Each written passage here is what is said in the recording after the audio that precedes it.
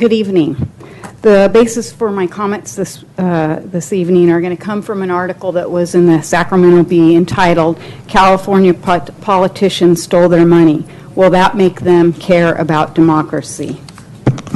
Comparison between the city of Bill and other Southeast Los Angeles County cities and Elk Grove. Bill has one of the highest property tax rates in their county because residents are still paying off massive bond debt accrued by former officials to fund a failed real estate venture.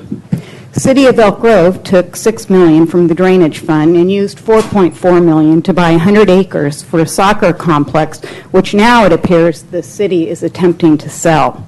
Property tax bill.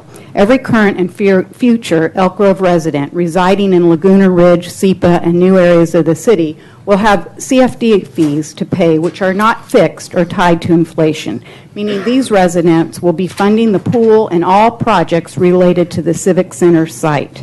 And all the while, the developer impact fees have been lowered. Developers pay a fee for building of parks, and the fee collected from the developers caused some of our park designs to change because not enough money had been collected as the cost of building parks increased. City councilman was convicted for taking bribes from a man who wanted to open a marijuana medical dispensary in town. Elk Grove City Council member has a good friend who needed the city's sign ordinance change to promote a business. Former treasurer and mayor was sentenced to 10 years in federal prison in 2006 for laundering more than $20 million from city projects.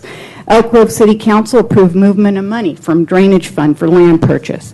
A few years ago at one council meeting, Elk Grove City Council suggested the city manager could possibly use money from one fund to pay for another project, at which time the city manager firmly stated that it could not be done as it would be illegal. Two former city council members were convicted for illegally boosting their salaries.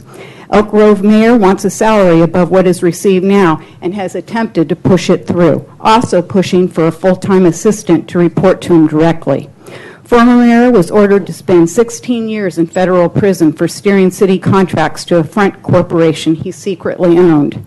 Former Elk Grove mayor receives $5,000 from the city for his newly established nonprofit without engaging in the same process other nonprofits must submit. Public meetings such as city council sessions are sparsely attended. Combined with scant media presence in the region, little holds local government accountable. The vacuum has enabled miniature political fiefdoms to flourish over the years where opponents are pressured to fall in line or perish. Elk Grove City Council wants the status quo. Instead of allowing people to directly elect representation, the sitting city council members have made 3 appointments to fill positions, and this can be argued as a disadvantage to any others who may choose to run for office against the appointed council member.